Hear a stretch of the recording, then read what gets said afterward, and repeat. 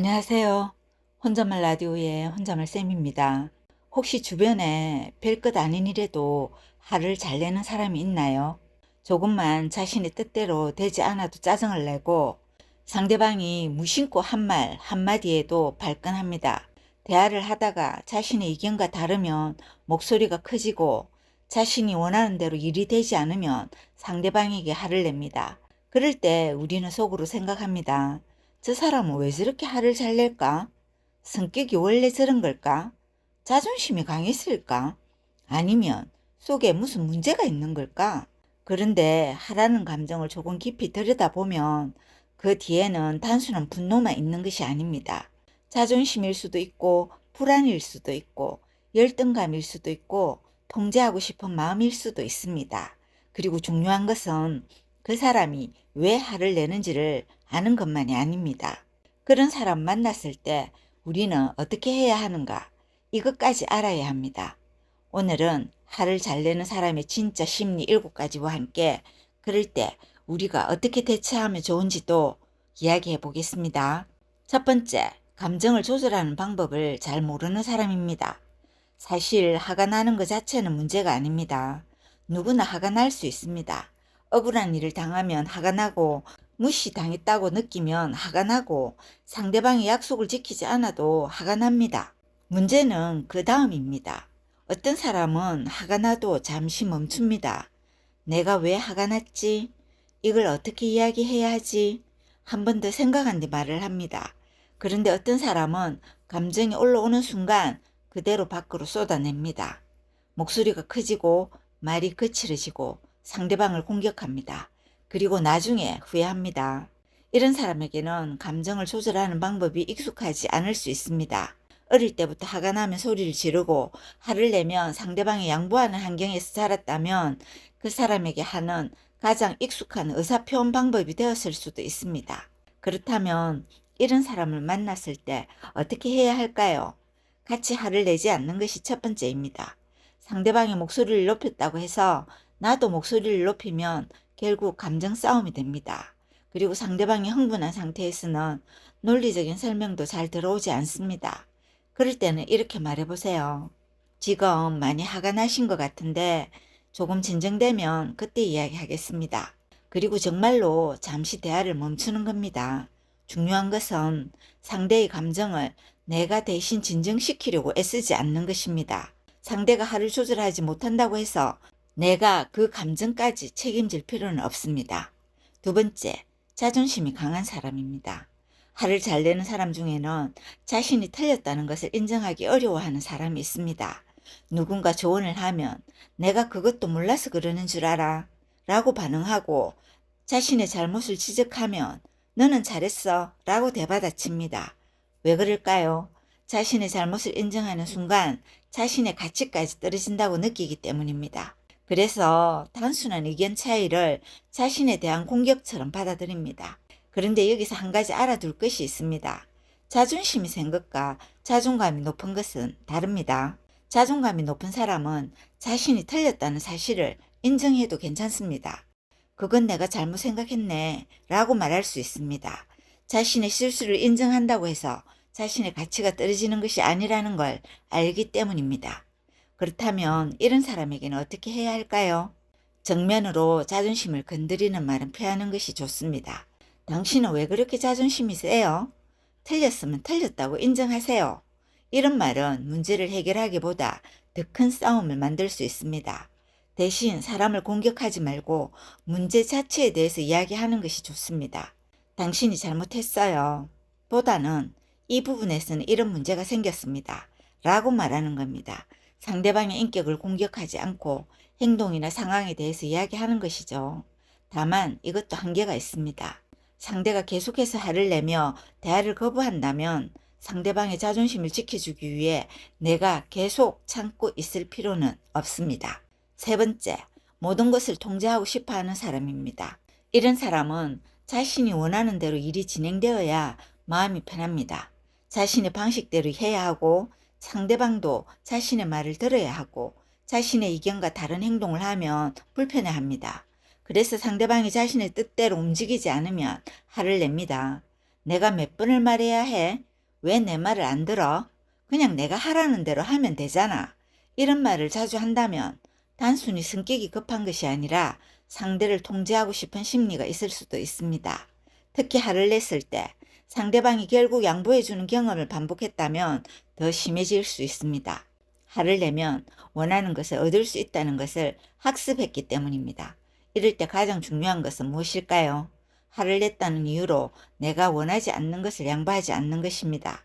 예를 들어 상대가 화를 내면서 그냥 내가 하라는 대로 해 라고 한다고 해보겠습니다. 그때 알았어, 화내지 마, 너가 원하는 대로 할게 라고 반복해서 양보한다면 상대는 다음에도 화를 낼 가능성이 높습니다. 대신 차분하게 말할 수 있습니다. 화내시는 건 이해하지만 화를 낸다고 해서 제 결정이 바뀌지는 않습니다. 이 말이 중요합니다. 상대의 감정은 존중하되 그 감정에 내가 끌려갈 필요는 없는 것입니다. 네 번째, 속으로 쌓아두는 것이 많은 사람입니다. 겉으로 보기에는 정말 사소한 일에 화를 내는 것처럼 보입니다. 그런데 사실 그 순간의 일이 화의 전부가 아닐 수도 있습니다. 회사에서 계속 스트레스를 받았을 수도 있고, 가족에게 서운한 일이 있었을 수도 있고, 경제적인 문제로 마음이 무거울 수도 있습니다. 그런 감정들이 하나씩 쌓이다 보면 작은 자극 하나에도 폭발할 수 있습니다. 컵에 물이 조금씩 차다가 마지막 한 방울이 넘치는 것처럼 말입니다. 그래서 평소에는 괜찮은 사람이 어느 날 갑자기 유난히 예민해졌다면 무조건 왜 이렇게 예민해? 라고 몰아붙이기보다는 요즘 무슨 힘든 일이 있어? 라고 물어보는 것도 방법입니다. 때로는 누군가의 하 뒤에 도움이 필요한 상황이 있을 수도 있기 때문입니다. 하지만 여기서도 반드시 기억해야 합니다. 상대가 힘든 것을 이해하는 것과 상대가 나에게 화풀이하는 것을 받아주는 것은 다릅니다. 힘든 일이 있다고 해서 다른 사람에게 상처를 줘도 되는 것은 아니니까요. 다섯 번째, 불안이나 열등감을 화로 감추는 사람입니다. 이건 조금 이해일 수 있습니다. 화를 잘 내는 사람이 항상 자신감이 넘치는 것은 아닙니다.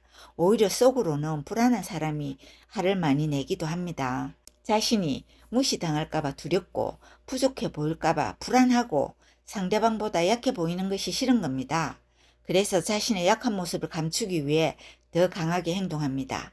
누군가 자신을 지적했을 때 그건 너가 뭘 몰라서 그래 라고 화를 내는 것도 사실 그 말 속에는 자신의 부족함을 인정하기 싫은 마음이 있을 수 있습니다. 이런 사람에게는 괜히 자존심을 건드리면서 논쟁에서 이기려고 하기보다는 필요한 말만 차분하게 하는 것이 좋습니다. 하지만 그렇다고 상대방의 기분을 맞춰주라는 뜻은 아닙니다. 상대가 불안하다고 해서 내가 계속 눈치를 봐야 하는 것은 아닙니다. 특히 나를 깎아내리거나 모욕하는 행동이 반복된다면 그때부터는 상대방의 심리보다 내가 어떤 대우를 받고 있는지를 봐야 합니다. 여섯 번째, 하루 문제를 해결해 온 사람입니다. 이런 사람은 조금 다릅니다. 화를 내는 것이 단순한 감정 표현이 아니라 하나의 방법이 되어버린 사람입니다. 예를 들어 화를 내면 상대방이 말을 멈춥니다. 화를 내면 상대방이 양보합니다. 화를 내면 원하는 것을 얻습니다. 그러다 보면 본인도 모르게 화를 문제 해결 방법으로 사용하게 됩니다. 이럴 때 가장 효과적인 방법은 말보다 행동입니다. 예를 들어 상대가 소리를 지르기 시작하면 그런 방식으로 이야기하시면 저는 대화하지 않겠습니다 라고 말하고 정말 대화를 멈추는 겁니다. 중요한 건 일관성입니다. 오늘은 화내면 자리를 피하고 내일은 화내면 결국 다 들어주고 다음에는 또 참고 넘어간다면 상대는 결국 계속 화내면 결국 원하는 것을 얻을 수 있구나 라고 생각합니다. 그러니까 화를 잘 내는 사람을 대할 때는 상대를 바꾸려고 하기보다 내가 어떻게 반응할지를 바꾸는 것이 더 중요합니다. 일곱 번째, 상대방을 존중하지 않는 사람입니다. 그리고 마지막은 조금 더 현실적으로 봐야 합니다. 우리는 가끔 화를 잘 내는 사람을 보면서 저 사람도 상처가 있어서 그런가 보다, 힘든 일이 있었겠지라고 이해하려고 합니다. 물론 그럴 수도 있습니다. 하지만 모든 화를 상처나 불안으로 설명할 필요는 없습니다. 어떤 사람은 그냥 상대방에게 그렇게 행동해도 된다고 생각하는 것일 수도 있으니까요. 특히 이런 경우입니다. 자신보다 강한 사람에게는 조용한데 약한 사람에게만 화를 냅니다. 밖에서는 멀쩡한데 가족에게만 포근을 합니다. 사람들 앞에서는 예의 바른데 특정 사람에게만 모욕적인 말을 합니다. 그렇다면 정말 감정을 조절하지 못하는 사람인지 한번 생각해 볼 필요가 있습니다. 이럴 때는 심리 분석보다 경계를 세우는 것이 먼저입니다. 욕설이나 모욕이 시작되면 그런 방식으로 이야기하시면 대하지 않겠습니다 라고 말할 수 있습니다. 그리고 계속된다면 그 자리를 피하는 것도 방법입니다. 특히 폭언이나 협박, 폭력까지 이어지는 관계라면 상대를 이해시키려고 노력하는 것보다 자신을 보호하는 것이 먼저입니다. 그렇다면 화를 잘 내는 사람에게 가장 좋은 대처법은 무엇일까요? 결국 몇 가지로 정리할 수 있습니다. 첫째, 같이 화내지 않는 것. 둘째, 상대방의 감정을 내가 책임지지 않는 것. 셋째, 화를 냈다는 이유로 무조건 양보하지 않는 것. 넷째, 필요하다면 분명하게 선을 긋는 것. 다섯째, 반복되는 폭언이나 폭력은 참는 것이 해결책이 아니라는 것. 이것만 기억해도 화를 잘 내는 사람을 대하는 방식이 많이 달라집니다. 그리고 마지막으로 우리 자신도 한번 돌아볼 필요가 있습니다. 혹시 나도 가까운 사람에게 화를 너무 쉽게 내고 있지는 않은지 말입니다. 밖에서는 아무렇지 않은데 집에만 오면 가족에게 짜증을 내는 사람도 있습니다. 왜 그럴까요? 가장 가까운 사람은 내가 화를 내도 결국 곁에 있을 거라고 생각하기 때문일 수도 있습니다. 하지만 사람의 마음은 한 번에 무너지지 않습니다. 작은 상처가 하나씩 쌓이고 참고 또 참고 어느 순간 마음을 닫아버립니다. 그래서 정말 중요한 것은 화를 한 번도 내지 않는 사람이 되는 것이 아닙니다. 화가 났을 때 내가 어떻게 행동할지를 선택할 수 있는 사람이 되는 것입니다. 화가 나면 잠시 멈추고 필요하면 자리를 피하고 감정이 가라앉은 뒤 이야기하고 내가 잘못했다면 사과하고 상대가 잘못했다면 그 사람의 화에 끌려가지 않는 것입니다. 그리고 화를 잘 내는 사람을 만났다고 해서 그 사람의 마음을 모두 이해해 줘야 하는 것도 아닙니다. 이해와 허용은 다릅니다. 상대가 왜 화를 내는지 이해할 수는 있습니다. 하지만 그렇다고 내가 계속 상처받아야 할 이유는 없습니다. 상대가 목소리를 높인다고 나까지 목소리를 높일 필요는 없습니다. 상대가 화를 낸다고 내가 잘못했다고 생각할 필요도 없습니다.